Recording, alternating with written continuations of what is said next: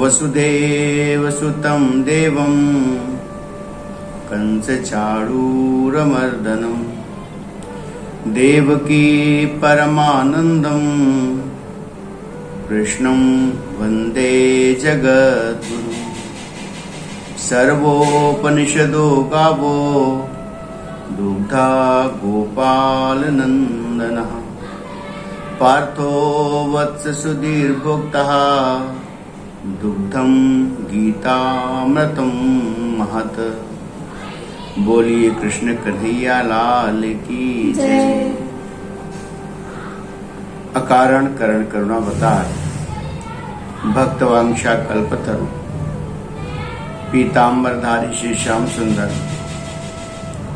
जिनकी असीम कृपा से आप और हम बड़े ही अच्छे भक्ति भाव से सप्ताह में 2 बार भगवान श्री कृष्ण के चिंतन, उनके आदर्शों पर चलने का प्रयत्न करने के लिए, उनके द्वारा दी हुई आज्ञाओं का पालन करने के लिए इस प्लेटफॉर्म पर एकत्र होते हैं। जो सहज भाव से जीवन में उतर जाए वह हमारी आदत बन जाती है और आदत एक समय के बाद स्वभाव बन जाती है। सबका स्वभाव इस दुनिया में अलग अलग है। शास्त्रों में तो ऐसा कहा गया है, तुंडे तुंडे मतिर भिन्न। प्रत्येक मस्तिष्क की आदत, उनकी गति, उनका चलना, उनका हंसना, उनका बात करना, ये सब अलग अलग होता है। अगर हम कल्पना करें कि सब एक जैसा ही होता तो कितना अटपटा होता।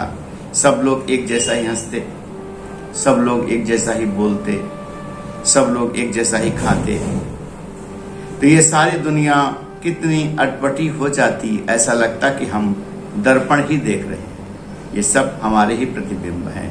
इसलिए भगवान ने तुंडे तुंडे मतिर भिन्न ऐसी सृष्टि बनाई।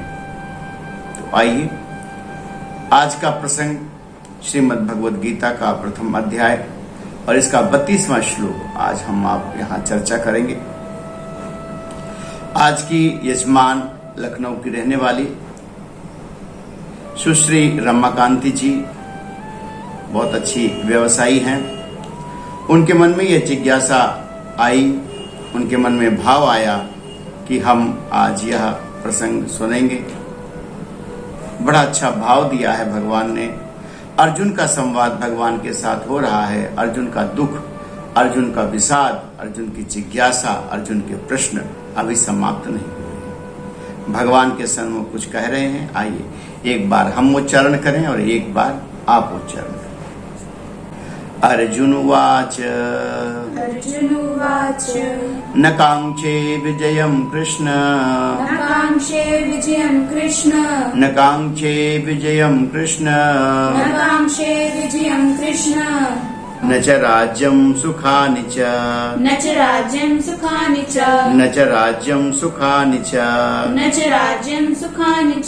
किं नो राज्येन गोविन्द किं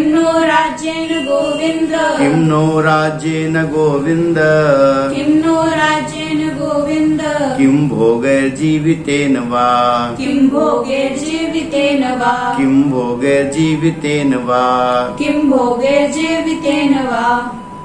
भगवान श्री कृष्ण अर्जुन की बातों को सुन रहे हैं। अर्जुन पिछली बार में कह चुका था कि निमित्तानि च पश्यामि, हम देख रहे हैं कि हमारे जीवन में जो कुछ घटना घटने वाली है वह बहुत शुभ नहीं है। कभी कभी हम जो कुछ भी देखते, सुनते, समझते हैं वह सत्य नहीं होता। हमारा सोचा हुआ, हमारा प्लान किया हुआ, हमारे द्वारा प्रयास किया हुआ हर कार्य वैसा नहीं होता जैसा हम सोचते हैं। भगवान कहते हैं कि यदि तुम्हारे सारे प्लान, तुम्हारा सारा कर्म, तुम्हारी सारी क्रिया तुम्हारे अनुसार ही हो जाए तो तुम पूर्ण पुरुष हो जाओ।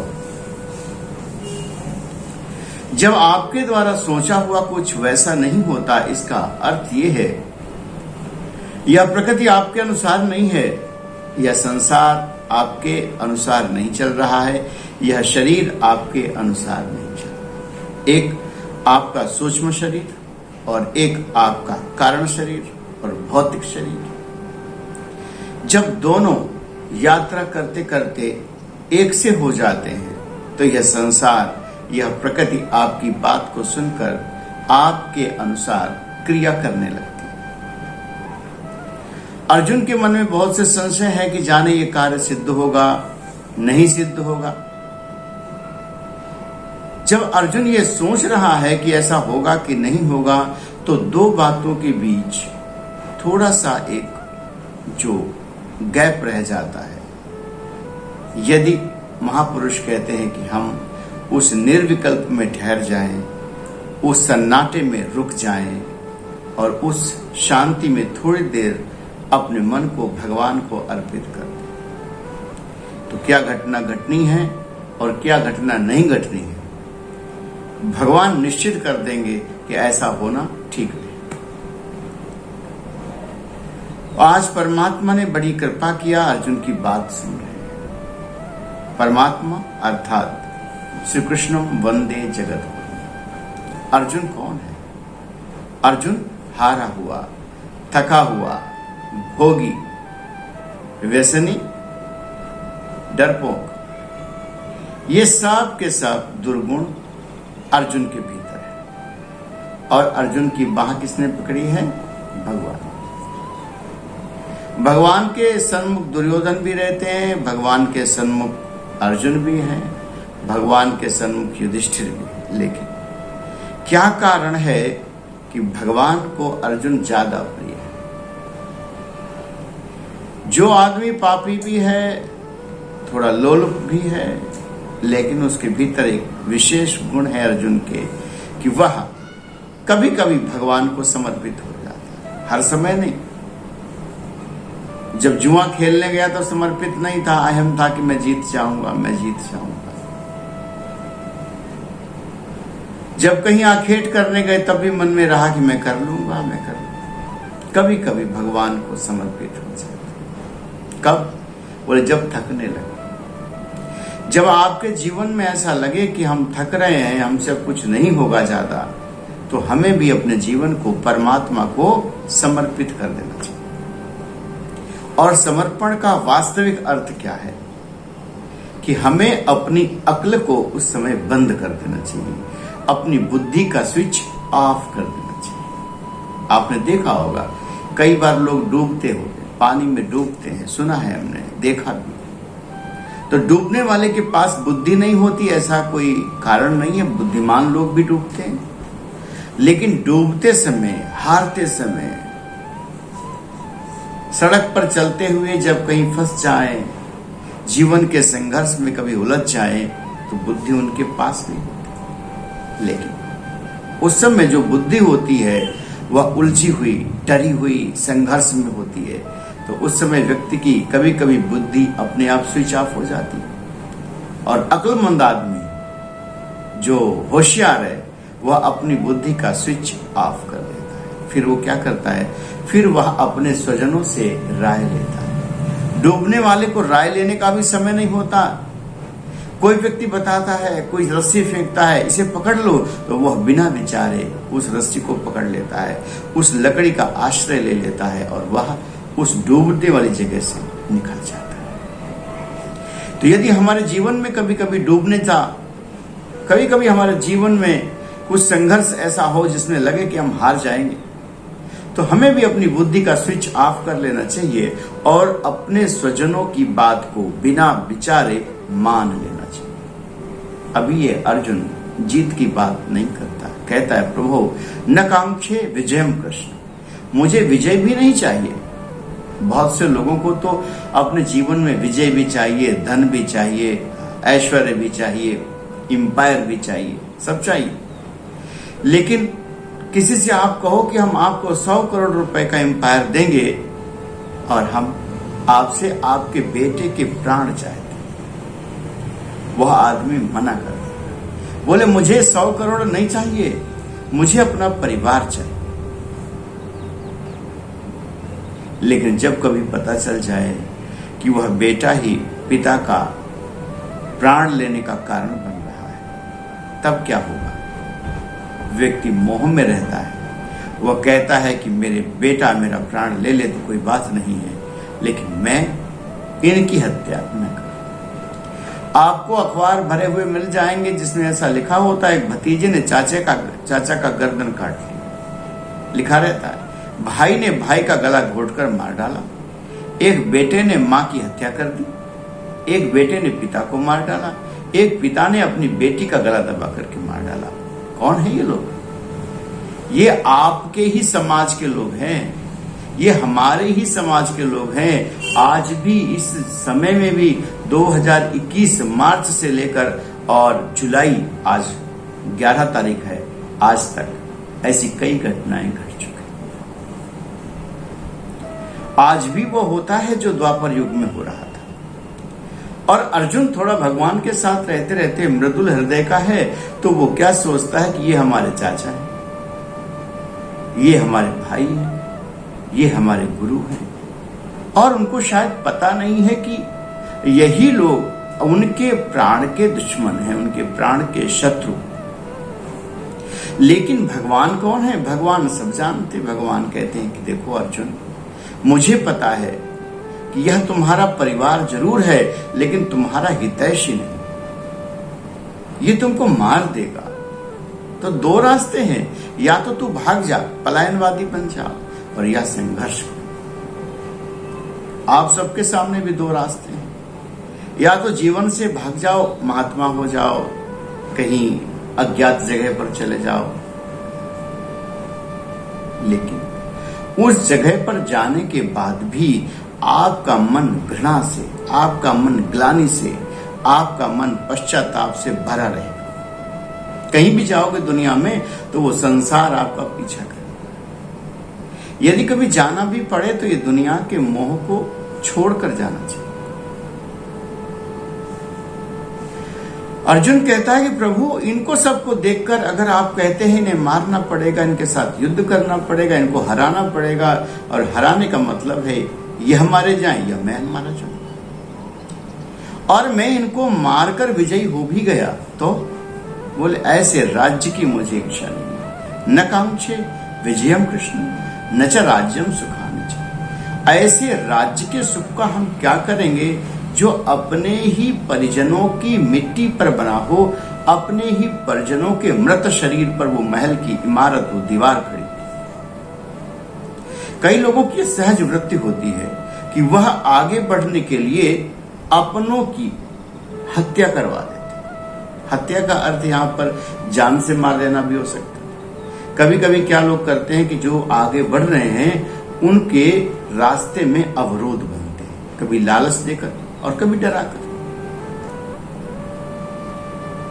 भगवान कहते हैं कि अर्जुन, ऐसे लोगों को पहचानना। व्यक्ति की हार तब नहीं होती है जब वो हार जाता है, व्यक्ति की हार तब होती है जब वो हौसला खो देता है कि अब हमारी जीत नहीं। जब व्यक्ति मन से हार जाता है तब वो विजय सामने खड़ी हो तब भी उसे कोई जिता नहीं सकता। यह जीवन का संघर्ष है। आपकी आयु जीते जीते 50, 52, 55 वर्ष हो गई, और उस 55 वर्ष की आयु में, 50 वर्ष की आयु में हम यह देख रहे हैं कि अब हमें क्या करना चाहिए। लोग कहते हैं कि 50 वर्ष के बाद कुछ ऐसा नहीं किया जा सकता जिसको हमें नए सिरे से शुरू करना। भगवान कहते हैं कि देखो अर्जुन, तुम्हारी अवस्था 70 वर्ष हो, यदि तुम चाहो तो यह युद्ध जीत भी सकते हो, और यदि चाहो तो यह युद्ध हार भी सकते हो। सृजन तुम्हें करना है, बनना तुम्हें है, करना तुम्हें है। मैं क्या कर सकता हूं? मैं तो तुम्हें केवल सहयोग करूंगा, विचारों का, भावनाओं का, और मैंने तो संकल्प भी ले लिया है कि मैं अब इस युद्ध में अस्त्र शस्त्र भी न उठाऊं। अर्जुन कहते हैं प्रभु यदि मैं जीत भी गया तो क्या हो, किम नो राज्य न गोविंद किम भोगर जीवितेन वा। ऐसे राज्य का क्या जहां प्रति क्षण प्रतिपल जिस दीवार को मैं देखूंगा कहीं हमारे गुरुदेव का चित्र लगा है तो क्या देखूंगा कि मैंने इन्हीं हाथों से अपने गुरुदेव को मारा था, इन्हीं हाथों से मैंने अपने परिजनों को मारा था। उसका मन ग्लानि से भर गया। बार बार भगवान से कहता प्रभु अब हमें न चाहिए, ऐसी विजय का हम क्या करें। भगवान कहते हैं फिर क्या करना चाहिए। भगवान कहते हैं कि अर्जुन यदि आपके जीवन में कभी ऐसा संघर्ष आए कि आप धर्म और अधर्म के बीच में खड़े हो, आपके परिवार अधर्म पर चल रहा हो और उस धर्म और अधर्म में किसका साथ देना चाहिए। जब धर्म की बात हो तो किसका साथ दे और अधर्म की बात हो तो किसका साथ। धर्म और अधर्म के बीच में जब जीवन पड़े और आप धर्म का ठीक तरह से साथ न दे पा रहे हो तो क्या करना चाहिए। जैसा बलराम ने किया। बलराम ने क्या काम किया कि वो धर्म के साथ भी नहीं रह सकते थे और अधर्म वालों का विरोध भी नहीं कर सकते थे, तो उन्होंने भगवान से कहा कि हे प्रभु एक काम करता हूं मैं तीर्थ यात्रा में चला जाता हूं। भगवान ने बलराम से कहा बलराम यह इतिहास याद रखेगा कि जब युद्ध हुआ था तब तुमने धर्म का साथ नहीं दिया था, तुम पलायनवादी कह जाओ। आप यदि धर्म का साथ देने में बलशाली नहीं है तो मौन रूप से उनके साथ उनकी पीठ के पीछे खड़े हो जाए। आज अर्जुन सामने ऐसी सेनाओं को देख करके डरा हुआ है और डर करके भगवान से कह रहा है कि हे प्रभु यह राज्य का सुख, यह परिवार का सुख या हमारे जीवन का सुख हमें नहीं चाहिए। भगवान कहते हैं कि अर्जुन यदि आपको ऐसा सुख नहीं चाहिए तो फिर दूसरा रास्ता है कि आप मृत्यु को प्राप्त हो जाओ, आप मारे जाओगे, आपको वीर गति मिलेगी, आपको वीर गति प्राप्त। हमारे जीवन में भी ऐसा समय बहुत बार आता है, अच्छे लोगों के पास भी आता है। भगवान कृष्ण तो सद्गुरु है, श्रेष्ठ है और उनका शिष्य कैसा है, चोर है, भागने वाला है, पलायनवादी। क्या भगवान को अर्जुन का हाथ नहीं पकड़ना चाहिए। एक महात्मा थे, पूजा पाठ किया करते थे और एक उनके पास आदमी आता जाता था और वह चोर था, पापी था, लंपट था। तो एक दिन उसने महात्मा से कहा कि महात्मा आजकल गुरुदेव हमारी चोरी ठीक से नहीं चल रही है, आप मेरा कोई व्यापार भी नहीं चल रहा है, मैं चोरी के रास्ते से ही धन कमाता हूं और आप कृपा कुछ करो, मुझे भी अपना शिष्य बना लो ताकि मेरी चोरी फलने लग जाए। लोग मजबूत गुरु पकड़ते हैं जो चोर का भी साथ दे सके, लोभी का भी साथ दे सके, लंपट का भी साथ दे सके। गुरु साथ नहीं देता, वह अच्छा रास्ता बताता है। यह ना समझना किसी से चोरी कर कर लाएगा तो गुरु को नरक जाना पड़ेगा, नहीं, शिष्य को जेल खाने जाना पड़ेगा और गुरु वैकुंठ जाएगा। अगर गुरु गलत करता है तो गुरु नरक भोगेगा और शिष्य को स्वर्ग मिलेगा। लेकिन सामाजिक अपयश से ना गुरु बच सकता है और ना शिष्य बच सकता है। यदि गुरु चोरी करे तो शिष्य को भी सामाजिक अपयश मिलेगा और शिष्य गलत करेगा तो गुरु को सामाजिक अपयश मिलेगा। परिवार के कोई लोग ऐसा करेंगे तो परिजनों को भी सामाजिक अपयश मिलेगा। तो उस चोर ने कहा कि प्रभु मैं आपको गुरु बनाना चाहता हूं, कुछ ऐसा उपाय, मेरी चोरी बढ़ जाए, मुझे धन बहुत मिलने लगे। सब तरह के शिष्य होते हैं। गुरुदेव ने कहा कि ठीक है, कुछ विचार करने दो। विचार किया और विचार करने के बाद मन बना लिया कि देखो भगवान ने सबका उद्धार किया, सबका उपकार किया, मुझे भी इसका उद्धार करना चाहिए, क्या पता क्या घटना घट जाए। उसको एक मंत्र दे दिया। तो उस शिष्य ने कहा कि गुरुदेव कि हम चोरी तो छोड़ ना पाएंगे और कोई भी बात हमसे आप गुरु दक्षिणा में मांग लो। गुरुदेव ने कहा फिर एक काम करना, चोरी तुम खूब करना पर एक बात ध्यान रखना, तुम आज से झूठ नहीं बोलो। उस चोर ने कहा ठीक है, आप कहते हो तो मैं झूठ नहीं बोलूंगा। चला गया। वो चोरी करने जाए, चोरी करके ले आए। कुछ दिन काम चलता रहा। एक दिन वह रात में चोरी करने जा रहा था और उसी रास्ते से राजा, उस राज्य का राजा वेश बदल कर आ रहा था। दोनों ने मुंह बांधे हुए थे, अपना चेहरा छुपाया हुआ था। राजा ने आधी रात के समय इस व्यक्ति को देखा और पूछा, तुम कौन?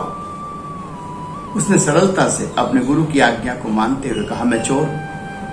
बोले सच बताओ कौन? बोले मैं चोर। अरे बोले चोर भी कहीं कहता है कि मैं चोर हूं? बोले नहीं, मैं चोर हूं। तो बोले कहां घूम रहे? बोले ऐसा घूम रहा हूं कि मेरे सारे जीवन की गरीबी दूर हो जाए, ऐसी चोरी मैं करना चाहता हूं। राजा ने कहा, तो तुम राजा के यहां चोरी क्यों नहीं करते हो? उसके खजाने में कुछ घड़े हैं, उन घड़ों को चोरी क्यों नहीं कर लाते? उनमें बहुत जेवरात है। चोर ने कहा, मुझे उसका रास्ता नहीं पता। राजा ने कहा, रास्ता अगर मैं बता दूं तो क्या करोगे? बोले आप बताओ, वही मैं करूंगा। बोला आधा मुझे दे देना। राजा की बात सुनते ही चोर प्रसन्न हो गया। बोला वचन देता हूं, मैं आधा तुम्हें दे दूंगा। किस तरफ से रास्ता है?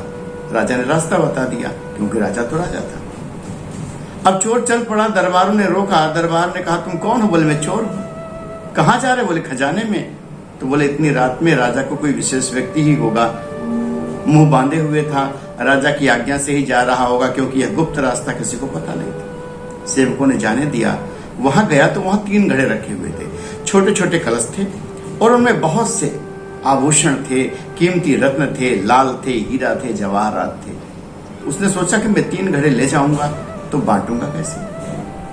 समय बहुत लग जाएगा। तो उसने 2 घड़े उठाए। 2 घड़े उठा करके चलाया। सेवकों ने रोका नहीं। जाकर के मार्ग में राजा खड़ा था, एक घड़ा उसे दे दिया, एक घड़ा स्वयं ले चला गया। राजा ने कहा, देखो मुझे पता है कि मेरे खजाने में 3 घड़े हैं और 3 में से ये 2 ही क्यों लाया?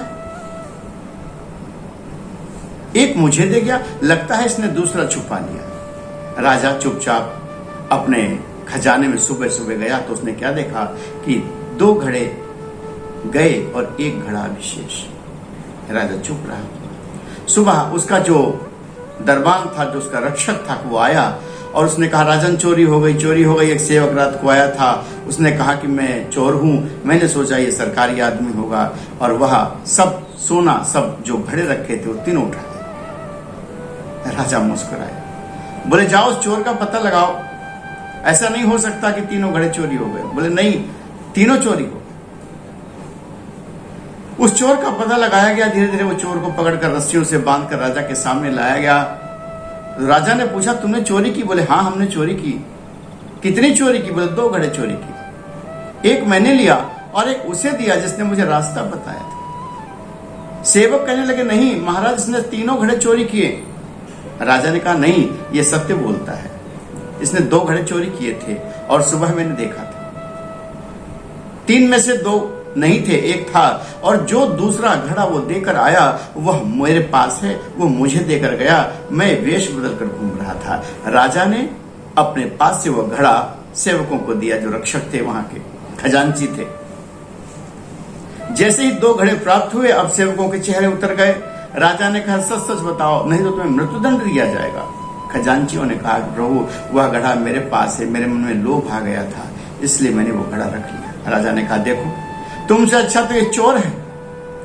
तुम तो रक्षक होते हुए भी एक घड़े की चोरी कर ली और जाने कितना सोना चांदी चुराया होगा आज तक। और यह चोर होकर इतना अच्छा है, सत्य बोलता है।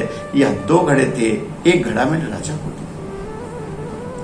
चोर की उस बात से प्रसन्न होकर राजा ने कहा, तुम सत्य बोलते हो, आज से तुम इस खजाने के मालिक हो गए, खजाने का तुम्हारा पहरा रहेगा। तुम्हें मैं हर महीने 500 असरफी दिया करूंगा। हाथ जोड़कर खड़ा हो गया। चोर रोने लगा। राजा ने कहा, क्या बात? उसने कहा कि प्रभु अब मैं चोरी ना करूंगा, अब मैं खजांचे का, आपके जो खजाना है उसका खजांची भी नहीं बनूंगा। बोले क्यों? बोले प्रभु एक बार देखो, मेरे गुरुदेव ने बताया कि मुझे सत्य बोलना चाहिए और मैं चोरी करते हुए सत्य बोलता रहा। सत्य बोलते बोलते आज मुझे खजाने का मालिक बनाया जा रहा है, वहां का रक्षक बनाया जा रहा है। तो जिस गुरु ने मुझे सत्य बोलने का रास्ता दिया, तो मैं खजाने का रक्षक बनने जा रहा हूं। अगर मैं उस गुरुदेव के साथ ही हो जाऊं तो न जाने मुझे क्या मिल जाएगा। राजा ने कहा ऐसी बात है। राजा खुद गया, वो संत के पास, गुरु के पास जाकर दंडवत किया, प्रभु आपने इसे मार्ग बताया है तो हमें भी मार्ग बताओ। बोले तुम कौन? बोले मैं यहाँ का राजा। भगवान श्री कृष्ण ने अर्जुन को एक ही मार्ग बताया कि अर्जुन तुम डरो मत, युद्धम कृत निश्चय, युद्धम कृत निश्चय। अर्जुन कहता है प्रभु मैं युद्ध कैसे करूं, मैं डरा हुआ हूं। कार्पण्य दोषो बहत स्वभाव, में झूठ बोलने वाला है। भगवान ने एक ही मंत्र दिया। सदगुरु एक सूत्र देते हैं और यदि उस सूत्र पर व्यक्ति चल गया, बीज होता है वो, तो वो वट वृक्ष बनने में समय नहीं। भगवान ने एक सूत्र दिया कि जब जब तुम युद्ध करना, लड़ाई करना, तो मेरी ओर देखते रहना। युद्धम कृत निश्चय, तुम युद्ध करो, तुम राज्य की चिंता मत करो, तुम भोग की चिंता मत करो। अर्जुन तुम तो निमित्त मात्र हो। आज से पहले कुछ थे नहीं, आज के बाद कुछ होगे नहीं। मुझे याद पड़ता है कि अगर मैं शास्त्रों को ना लूं, अगर मैं गुरु की वाणी को ना पकड़ूं, तो शायद हमारे जीवन में कुछ भी नहीं बचेगा। भगवान कहते हैं तुम केवल धर्म के मार्ग पर चलो, तुम शास्त्र के पथ पर चलो, तुम वह करना जिससे तुम्हारी आत्मा तुम्हें कचोटे नहीं, तुम्हें आत्मग्लानि ना हो। जो कुछ सरलता से मिल जाए ना, तो उसे आप कीमती समझो। सरलता से मिलने वाली हर चीज हल्की नहीं होती, बहुत अनमोल होती। महापुरुषों ने उन्हें ज्ञान दिया।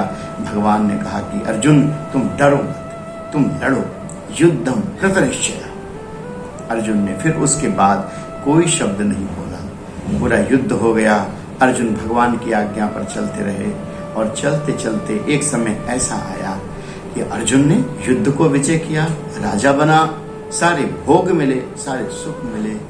हमें भी जीवन में जब कभी ऐसी प्रतिकूलता आए कि मैं हार रहा हूं, अब मैं क्या करूं, तो हमें अपनी बुद्धि का स्विच ऑफ कर देना चाहिए और महापुरुष जैसा कहे वैसा हमें अक्षर से करना चाहिए। यदि हम ऐसा करते हैं तो हमारी विजय में कोई संशय नहीं है। लेकिन जब हम किसी की बात को अपने अनुकूल बनाने के लिए उसमें दो बातें जोड़ लेते हैं, तो निश्चित ही हम दुख के कुएं में पड़ जाएंगे। एक चोर का उद्धार हो सकता है, एक डाकू का उद्धार हो सकता है, तो हमारा उद्धार क्यों नहीं हो सकता। आज का प्रसंग यहीं पर विश्राम लेता है।